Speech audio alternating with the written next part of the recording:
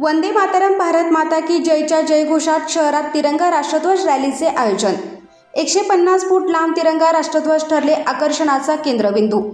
वरोरा शहरात नुकतीच तिरंगा राष्ट्रध्वज रॅलीचे आयोजन करण्यात आले होते। देशाभिमान राष्ट्रध्वजाबद्दल अभिमान नागरिकांच्या मनात रुजावा या उद्देशाने आमदार करण देवतळे यांच्या नेतृत्वात शहरात तिरंगा रॅलीचे आयोजन करण्यात आले।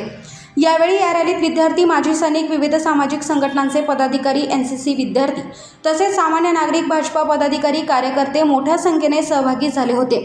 मान्यवरांच्या हस्ते शहीद स्मारकाला मालार्पण करून वंदे मातरम भारत माता की जयच्या जयघोषात या रॅलीला शहीद योगेश डावले चौक परिसरातून सुरुवात झाली।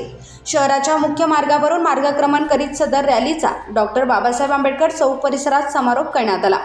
यावेळी आमदार करण देवतळे यांनी डॉक्टर बाबासाहेब आंबेडकर यांच्या पुतळ्याला माल्यार्पण करून अभिवादन केले।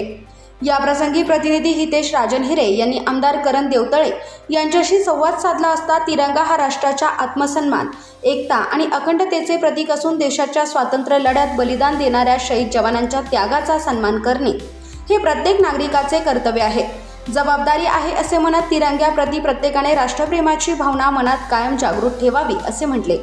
याप्रसंगी माजी नगराध्यक्ष डॉक्टर भगवान गायकवाड, भाजपचे ज्येष्ठ पदाधिकारी बाबा भागडे, नगरसेवक गणेश भिवदरे, विलास गैनेवार तसेच इतर मान्यवर मोठ्या संख्येने उपस्थित होते। तिरंगा यात्रेनिमित्त काय बोलणार, काय सांगणार? आज वरोरा भद्रावती विधानसभेच्या वतीने आपल्या वरोरा शहरामध्ये सर्व संघटनेच्या वतीने तिरंगा यात्रेचं आयोजन करण्यात आलं होतं आणि आपल्याला माहिती आहे 15 ऑगस्ट 2022 यावर्षी आपल्या देशाला स्वातंत्र्य मिळवायला 75 वर्ष झाले आणि त्या 22पासून आपण अमृत महोत्सव आपल्या या स्वातंत्र्याचा आपण साजरा करत आहोत आणि आपल्या देशाचे पंतप्रधान नरेंद्रजी मोदी यांनी 2022मध्ये आपल्या सर्वांना आवाहन केलं होतं की आपण 75 वर्ष आपल्या स्वातंत्र्याला झाले तर आपण आपल्या देशभरामध्ये तिरंगा यात्रेच्या माध्यमातून असेल, हर घर तिरंगा असेल, अशा 2 मोहीम त्यांनी राबवल्या आणि या मोहिमेच्या माध्यमातून प्रत्येक घरापर्यंत, प्रत्येक नागरिकापर्यंत आपल्या स्वातंत्र्याचं जे बलिदान आपल्या वीर सैनिकांनी दिलं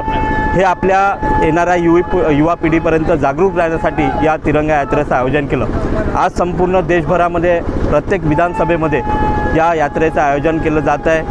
ही यात्रामध्ये कुठेही पक्षपात न पाहता, धर्म न पाहता सर्व संघटना, सर्व विद्यार्थी असेल, माझे सर्व माता भगिनी असेल, सर्वजण या यात्रेमध्ये सहभागी झाले आणि निश्चितच यामध्ये आपल्या देशाचं जे स्वाभिमान आहे, देशाचं जे प्रेम आहे ते आपल्या या माध्यमातून नागरिकांमध्ये जागरूक करण्याचा प्रयत्न आमच्या माध्यमातून सुरू आहे। येणाऱ्या स्वातंत्र्य दिनानिमित्त जनतेला काय सांगा?